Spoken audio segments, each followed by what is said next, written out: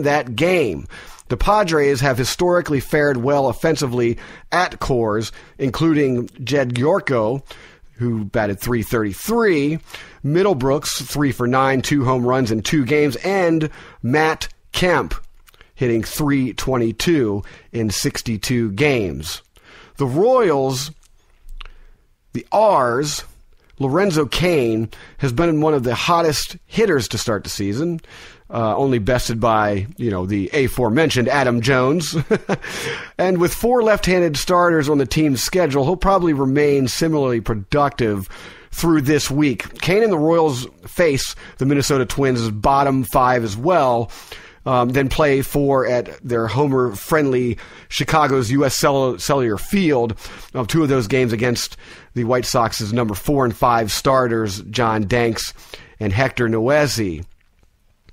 Escobar should enjoy a nice boost in value, at least in terms of the fantasy leagues with so many lefties on the slate. So look for the bats of the Padres to just light up this week, and also those of the Royals. And that, ladies and gentlemen, is your weekly brief, your brief for the week. But sit tight, because when we come back, we're talking Kris Bryant and Pete Rose in a moment.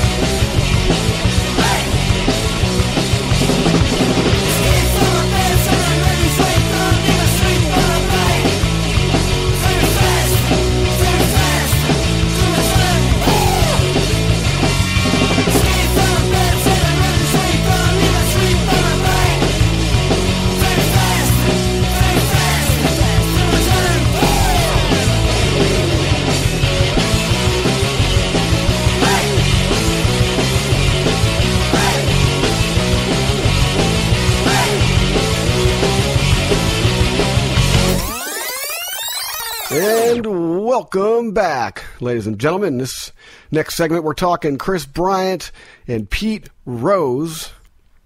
Kris Bryant, of course, the young phenom that was just called up this past Friday, as you know, and Pete Rose gets a job with Fox as an analyst, which could usher in, or rather get him closer to baseball reinstatement and possibly the Hall of Fame.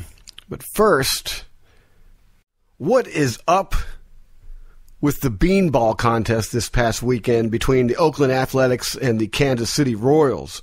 The R's and the A's engaged in a battle, so to speak. One of those macho battles from the mound where, you know, people were getting hit left and right. It began with Brett Lowry, who actually took responsibility for his behavior in a situation which was possibly reckless, which could have made him the villain easily, but his public acceptance of the wrongdoing and his calm reaction to the specific punishment prescribed by baseball's unwritten rules turned him back into a sympathetic figure. Yet, we're still talking about it. Everyone around the league's talking about it. Everyone at ESPN seems to be talking about it. It's on MLB.com, though it's kind of a buried story. It's not quite a story that they want lasting in the public mind, but yet we're still talking about it. Some context. In the 8th inning of a 2-1 game, Kansas City reliever Kelvin Herrera chose to reopen the issue and actually escalate it further. There were 2 outs when Lowry strode to the plate. Keep in mind, Lowry had already apologized, and this situation should have been done. But no one outside of the diamond was even thinking about the bad blood anymore, and the crowd didn't even boo him. I mean, come on. So Herrera's first pitch was far inside. No, that must have been an accident, right? There's absolutely no way that he's throwing at Lowry again. But Herrera's second pitch left very little doubt.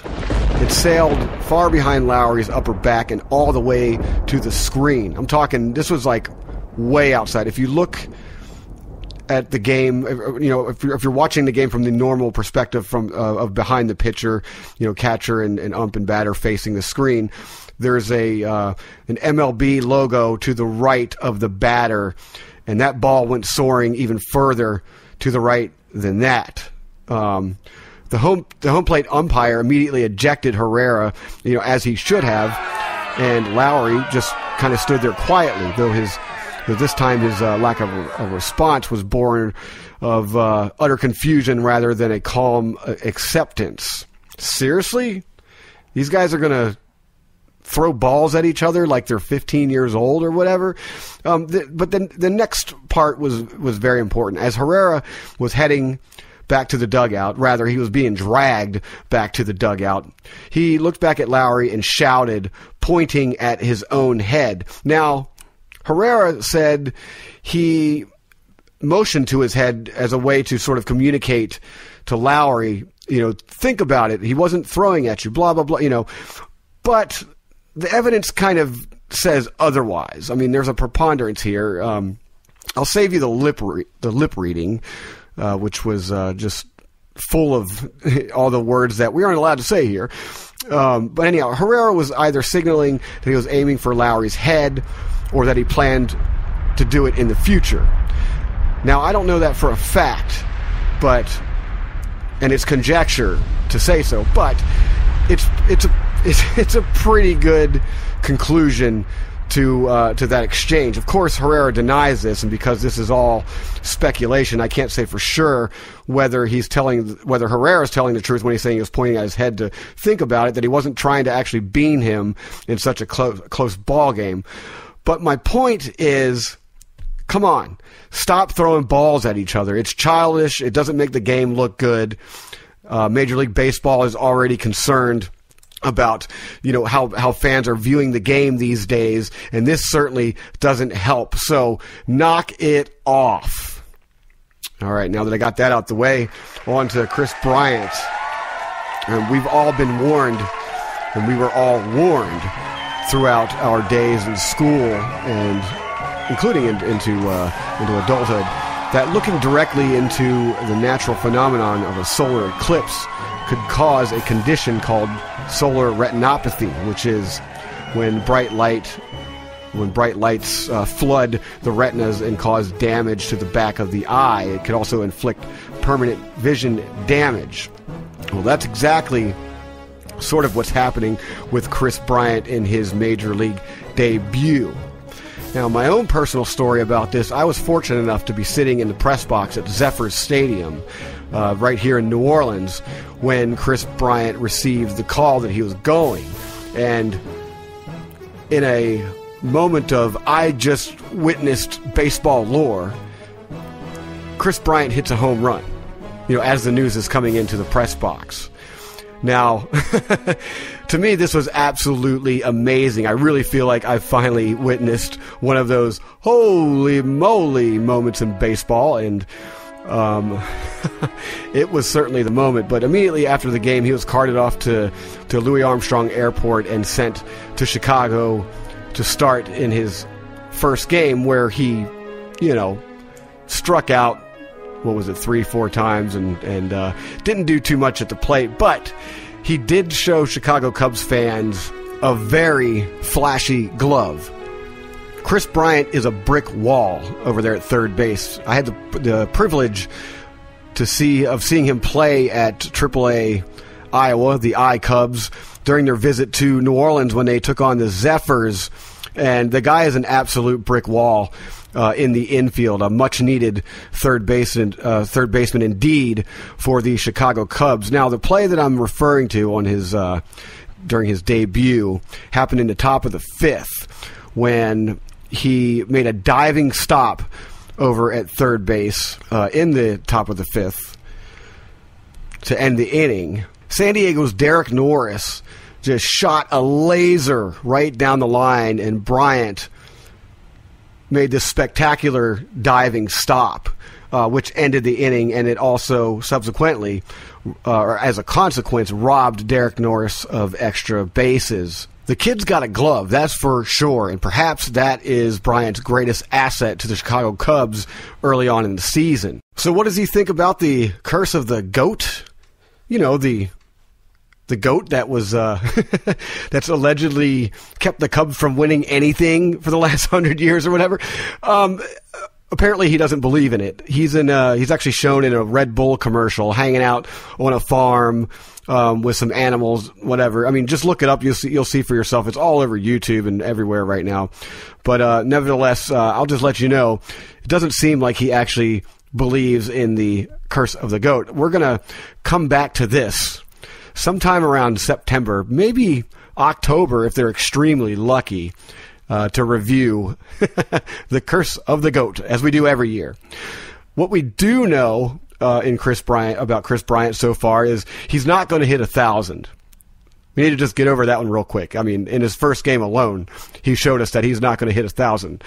But in his first game, James Shields of the Padres struck him out in his first 3 or 4 plate appearances. It was actually his first 3 plate appearances, and made him just look kind of silly. But Bryant came back to go 2 for 3 with a run driven in and 3 walks in an extra inning victory last Saturday. He also registered another hit, which was a double on Sunday. So maybe, just maybe, Kris Bryant's going to stick around. He's got the glove. He's starting to accumulate hits. And he's going to be an absolute brick wall, as I said, over there at third base if they don't start moving him around.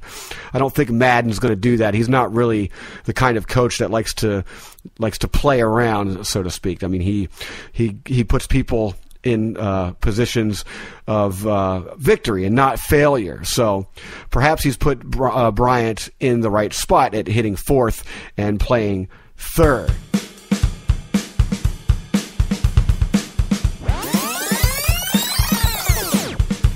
And finally, ladies and gentlemen, Pete Rose is back in baseball. Well, sort of.